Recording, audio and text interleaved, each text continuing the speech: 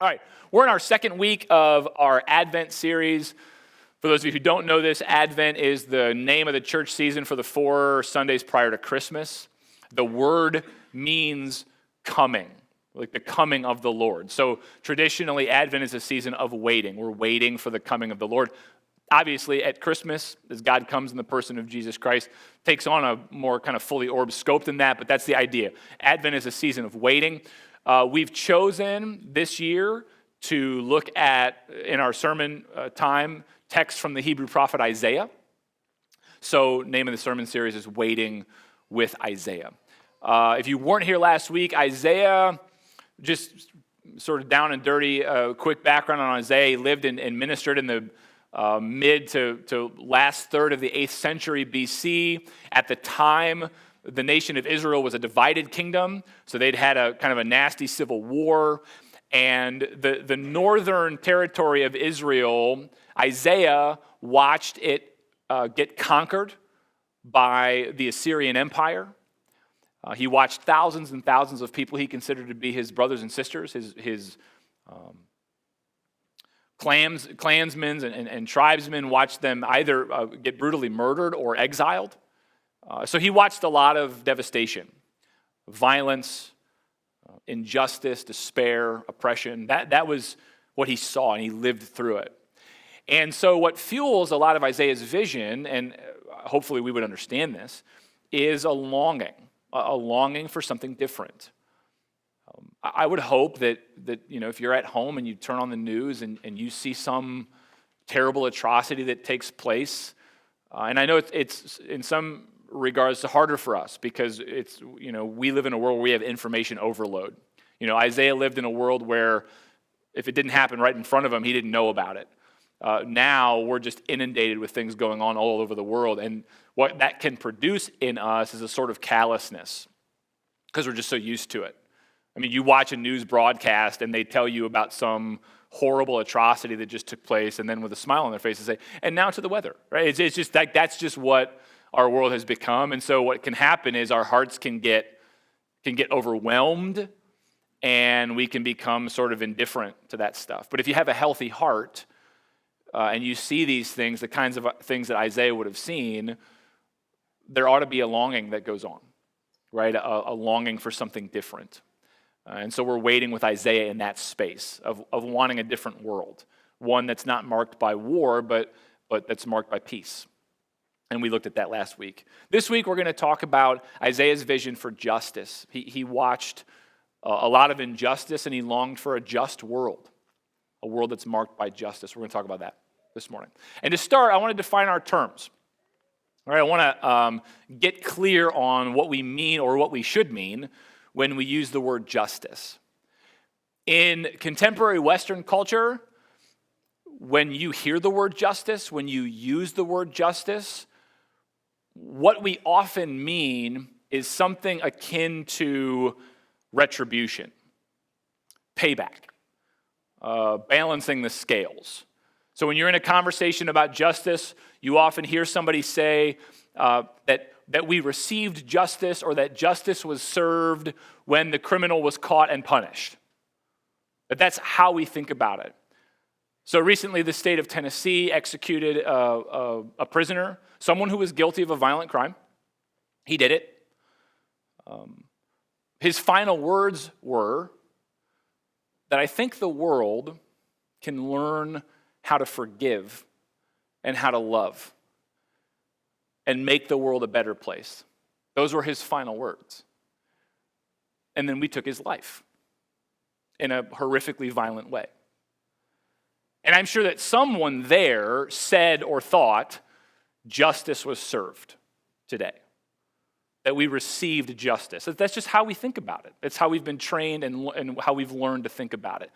And that's really important because when you think about justice that way and you start talking about a God who is just or a God of justice, it's easy to think that God is someone who must punish wrongdoing, because that's what justice means in our world. So you might be surprised to know that the Hebrew concept of justice is not retribution. It's not payback. It's not punishment. It's not giving people what they deserve. It includes, or it encapsulates, right? It can incorporate the concept of punishment, but it's much bigger than that. It's a much broader concept. Probably the closest English word that we have to getting at the Hebrew word for justice, mishpat, is fairness.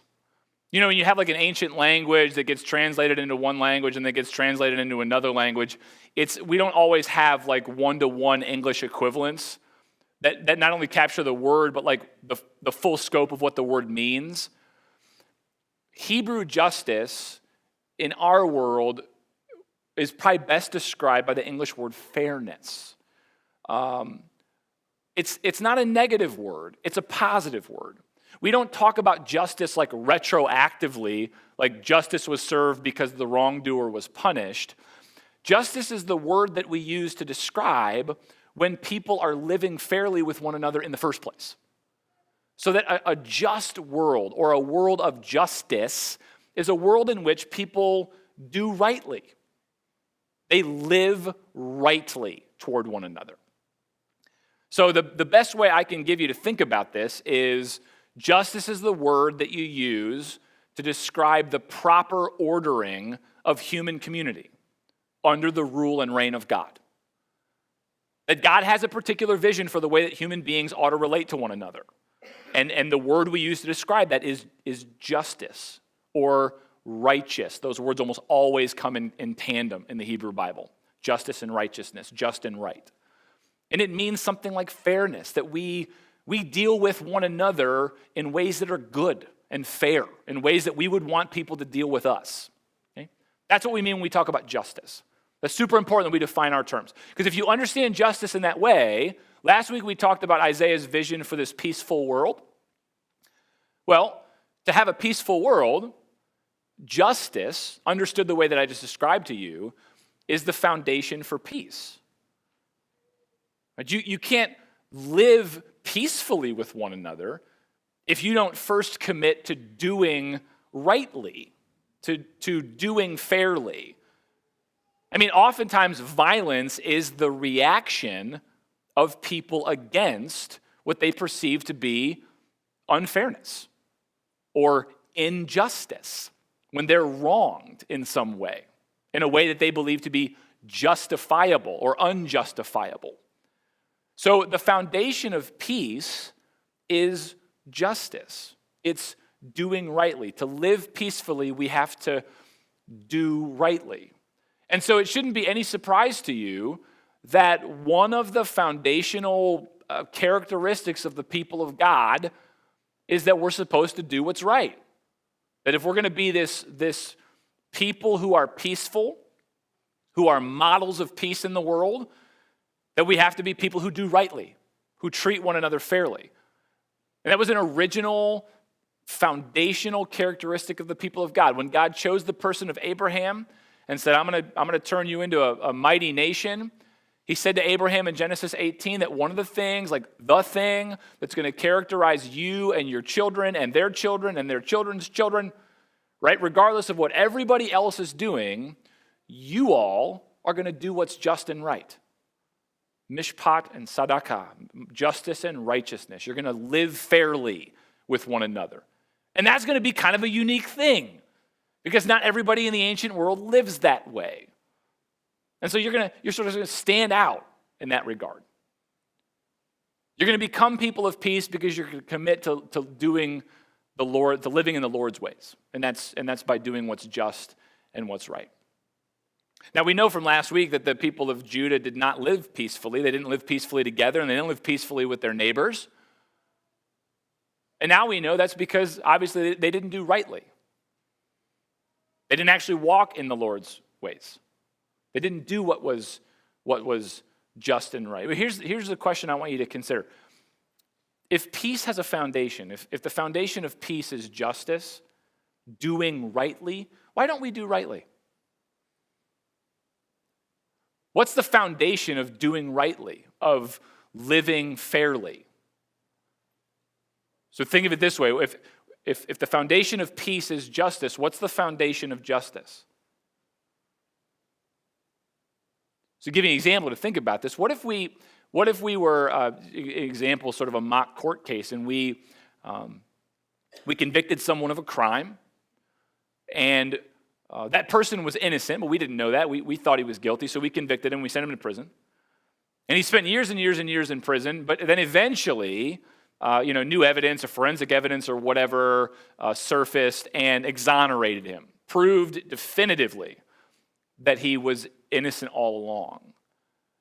In light of that new evidence, we would say he was treated unfairly.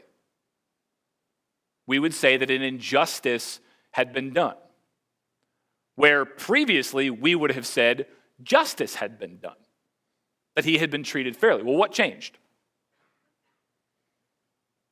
The truth changed. Or at least your access to the truth changed.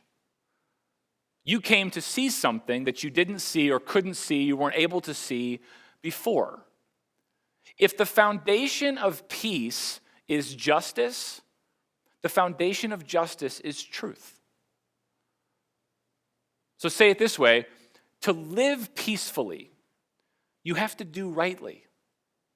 But to do rightly, you have to see truthfully. You have to see true things. True things about God and true things about one another. And we know already, if you were here last week or if you listened online, we know that was Judah's problem. They didn't live peacefully because they didn't do rightly, and the reason they didn't do rightly is because they didn't see truthfully. They did not know the Lord. That was Isaiah's indictment of them.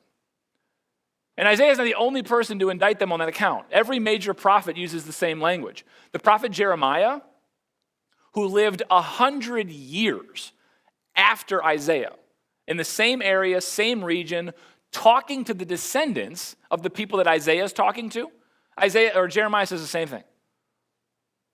He says the exact same thing. My people are foolish, they don't know me. They're like stupid kids. They think they get it, but they don't.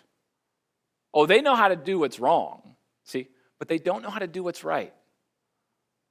You see the correlation? They don't know me, they don't know how to do what's right. They don't know me, they don't know how to do what's right. There's a connection to seeing truthfully and doing rightly, and the consequence being living at peace. You don't see truthfully, you won't do rightly, you won't live peacefully.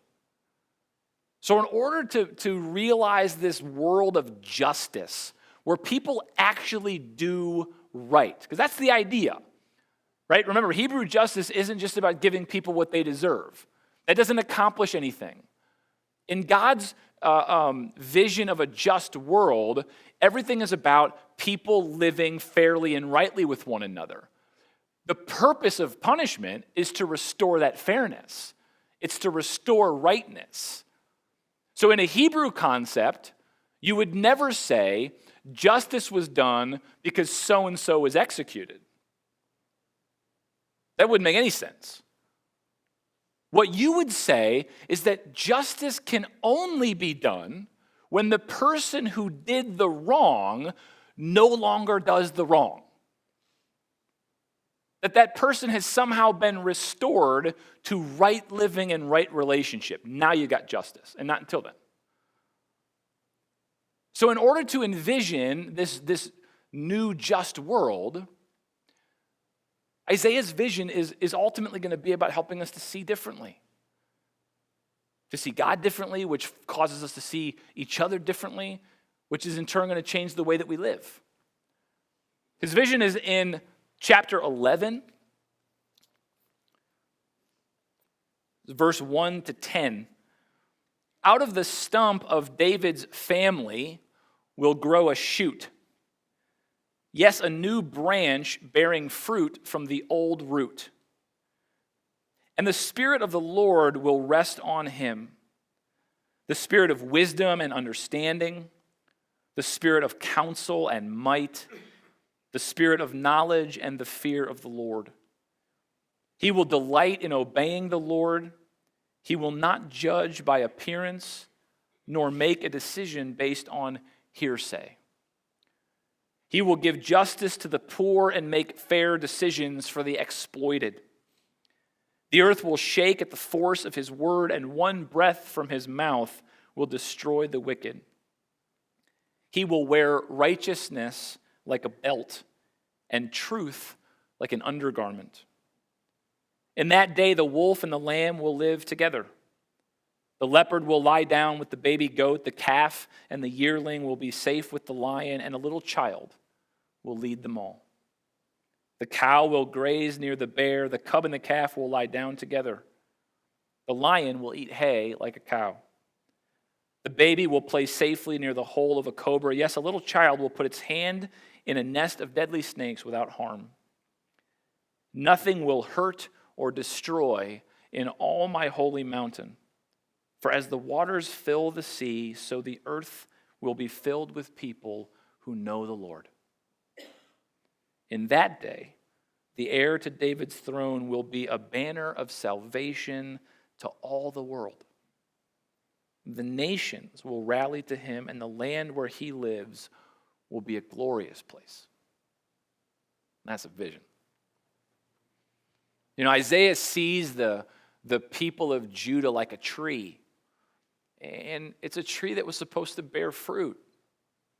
A very specific kind of fruit, justice and righteousness. Right? These are supposed to be people who, because they know the Lord, they reflect the character of the Lord.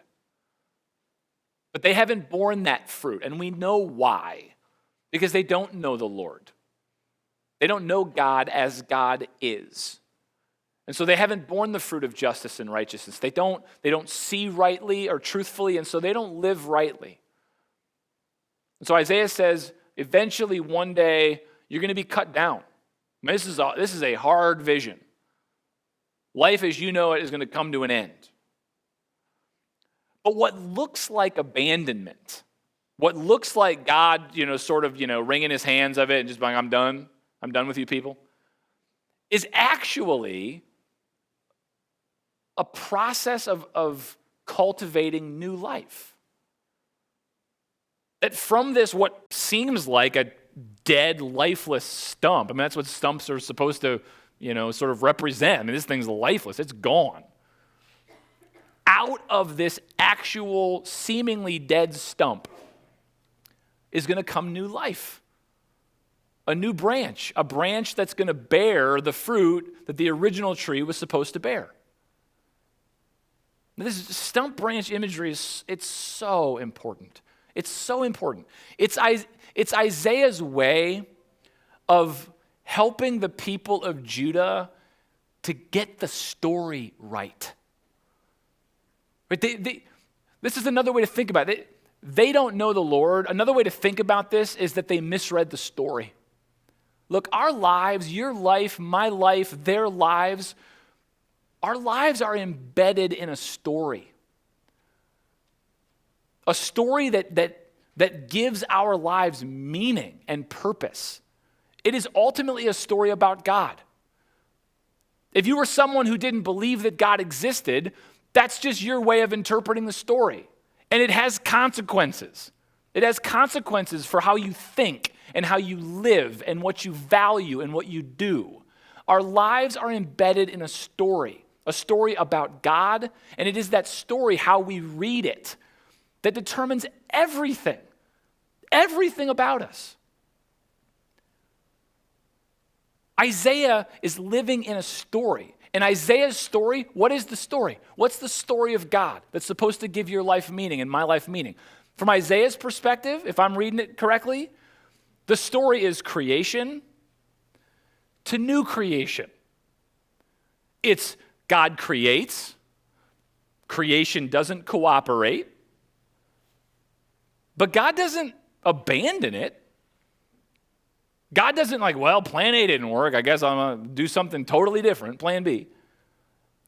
Out of what God made, God is going to make something new. That the story is creation to new creation. Some of you who know your scriptures, hopefully you picked up on the creation imagery in Isaiah's vision. I mean, in the initial creation, human beings are told to fill the earth. And here Isaiah, he's in his imagination, people will once again fill the earth, but they'll be different. This time, they will know the Lord. And that will have a global, cosmic, universally transformative impact. There will be no more hurt or destruction in all of my holy mountain. And holy mountain's it's not just the temple, it's not just Jerusalem anymore. It's the whole world. I mean, he gives you natural imagery. All of nature is somehow going to be transformed and living in some kind of harmony. That's Isaiah's vision. That God creates, that somehow creation doesn't cooperate, but God does not give up. God never gives up. God has a vision for creation, and God is going to realize that vision out of what God makes. How we read the story is everything. This was the story from the very beginning. When God called Abraham and constituted him into a people, this is what God said. Abraham, look, I created, creation didn't cooperate, but I'm not giving up. I'm going to accomplish what I always set out to accomplish. I'm picking you. And I'm going to turn you into a mighty nation. I'm going to give you a lot of kids and a lot of grandkids, and I'm going to work with you. I'm going to deal with you in a unique way. And then through you, I'm going to bless everybody. Everybody. The whole scope of humanity through you. That's the plan. Cool plan. Somewhere along the way, the Abraham's descendants misread that story. Instead of thinking about God as someone who's choosing them for the sake of everyone else, they started to think about God as someone who chose them forsaking everyone else. That's a big misread. It changes everything. Look, if God is someone who chooses you for the sake of everyone else, then that means God actually loves everyone else. That everyone else is just as important to God as you are. That everyone else is the special object of God's love and concern.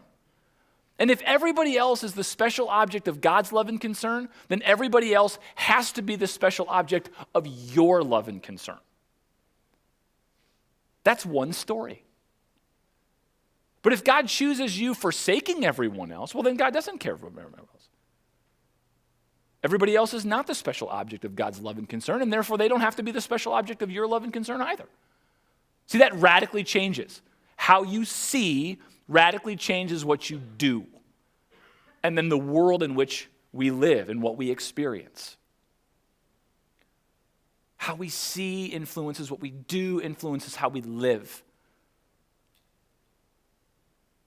They misread their story. Isaiah is trying to give them a better story to live in, to give their lives a meaning and substance and direction. Now, for Christian people, we believe that the branch that Isaiah refers to is Jesus. That's our faith conviction.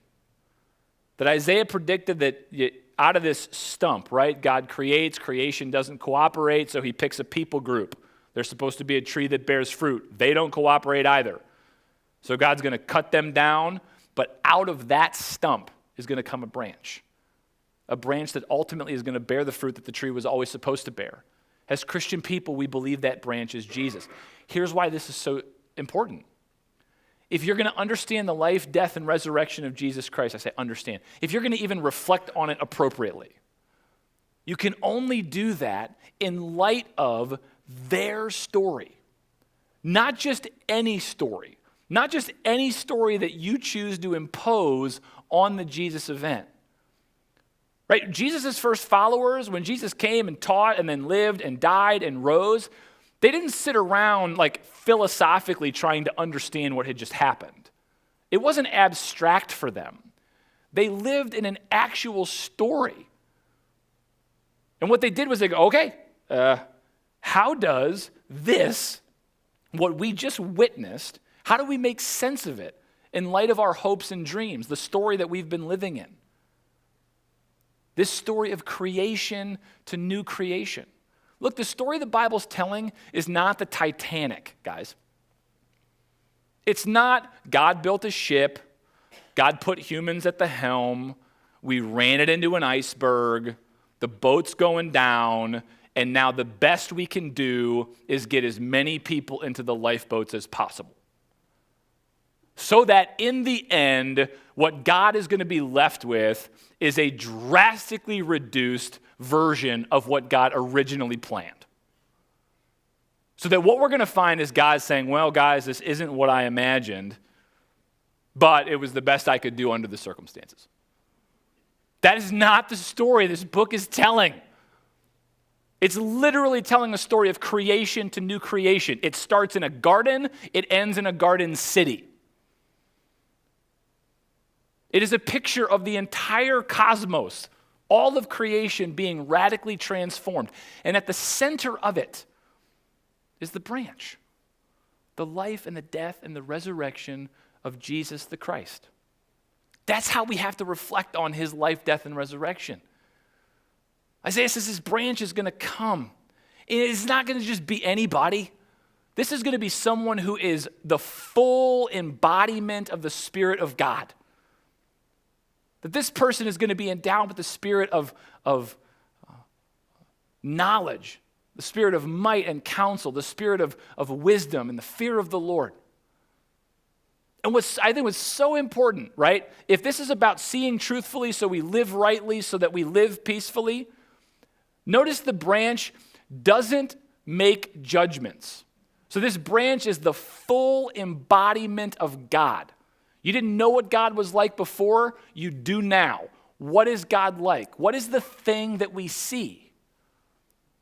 It's that God does not pass judgment based on appearances or hearsay. How often do you pass judgment based on appearance and hearsay?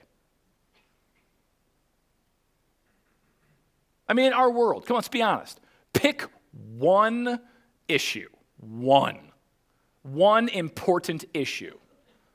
How many of you have taken the time that it actually takes to sit and thoughtfully read and listen to all of the information that you would really need to read and listen to in order to come to a thoughtful conclusion? Most of us spend our entire lives making judgments based on appearances and hearsay, meaning we do not see truthfully. But we claim to pledge our allegiance to a God who does. That's all God does. I love the imagery. He says the branch wears truth like underwear, like an undergarment. Look, the Apostle Paul, in his letter to the Colossians, he uses this imagery. He says, okay, you've pledged your allegiance to Jesus. You are chosen by God. Here's how it works. You get up every day and you put on the clothing of God. You intentionally put it on. It's not a fluke. You get up in the morning and you go, okay, today I am going to be forgiving. Today I am going to be tenderhearted and compassionate. Today I'm going to be patient. Today I'm going to forgive, right? You put on the clothing of Christ. What Paul says is that above all of the things that you put on love. Binds them all together. That quite literally, when you walk through the door, the thing that everybody sees is supposed to be love. It's what you're wearing. It's what people notice. Come on, you take time to think about what you're going to put on and how you're going to look. Paul says you put on love. It's your outer garment. It's what everybody sees. It's what you ought to be known for. What they don't see, what is underneath all of the other layers of garb you put on, is truth. It's seeing truthfully. If you are going to love well, you have to see truthfully. You have to see true things about God, and you have to see true things about one another. God is someone who sees it all. what a Danish philosopher named Søren Kierkegaard calls mitigating circumstances. God sees everything. God sees every mitigating circumstance in your life. He sees it all. He sees how you were raised. He sees all the books you've read, all the movies you've watched, all the experiences that you've had, all the formative conversations, everything that's happened to you at school and at work, and he sees it all. And God understands how all of that somehow weaves together to make you here today. Now, your tendency would be to think that if someone knows all of that, if they know everything about you, if they see all of the mitigating circumstances, that their interpretation would be judgment. Right? There's a good reason why you don't want other people to know everything that's going on in that private world of yours. Because your assumption would be that if they knew all of that you would get judgment. You would get disgust. The good news of the Christian gospel is that God knows all the mitigating circumstances of your life, and God's response is mercy. That God sees all of the things that are true about you and goes, they just don't know. They just didn't know. God doesn't judge by appearances or hearsay. He judges by truth. He sees it all, and the response is mercy. That the judgment based on all the truth is love. It's that they just didn't know. And see, when you start to see God that way, that's how you start to become. Right? You start to seek truth. Oh my gosh, I didn't know that was going on in your life right now. I didn't know you had that experience when you were a kid. I didn't know. I didn't know that you've had these influences. I had no idea that's where you come from. You start to take into account all the mitigating circumstances that make us who we are. And the reaction is, it's mercy. You see, when you start to know God that way, you fill the earth with knowledge. You know the Lord. But because you see truthfully like God sees truthfully, there's no more hurt or destruction. You are no longer agents of hurt and destruction because you see truthfully. And so now you live rightly. And all of the world starts to become transformed, right? The image of lambs and baby goats and calves and little kids. See, they're not threatened anymore. They're vulnerable. But in a world where wolves and leopards and lions and snakes would take advantage of them and harm them, that's just not happening anymore. All of life has become transformed. Why? Because everybody's being led by a little child. The child we believe to be Jesus, right? This quintessential picture of vulnerability. Isaiah's waiting for a peaceful world, but knows that a peaceful world demands justice, that you have to do rightly. And that's the problem. We don't see truthfully, and so we don't do rightly. And that's why we have the world that we have. That's the problem God is fixing. Because God's committed to creation, to new creation. That's what's happening. And through the life, death, and resurrection of Jesus, God is changing the way that we see. The way that we see God, the way that we see ourselves, the way we see each other, the way we see the world. And it's supposed to change the way that we live. That we start to do rightly. And we start to experience, right, God's kingdom come on earth as it is in heaven. That's Isaiah's vision. Isaiah was waiting for it. In many ways, we're still waiting for it. Our waiting's a little different, though. We're waiting for the full consummation of something that came in the person of Jesus Christ. But that means we have to be people who participate in it. That we know God through Christ, which means we see truthfully. God's always been the same. We just didn't always know that. Now we do. So how does that change the way we see God and the way that we live? So simple grow question for you is, how often do you pass judgment based on appearances and hearsay? That you know a God who sees all the mitigating circumstances and whose judgment is mercy. How often do you pass judgment based on appearances and hearsay? As a Christian person, you are always committed to pursuing the truth. You never stop pursuing what's true about God and about people. So how often do you do that? want you to think about that. And let's be people who commit ourselves to being people who see truthfully. Stop, suspend judgment, and try to gather more data, to take in more mitigating circumstances. That's what you would want somebody to do for you, right? Because there's always a mitigating circumstance to explain your life. Take in the mitigating circumstances to help explain everybody else. That's the sort of foundation of doing rightly. Amen? Well, we're going to finish our service this morning.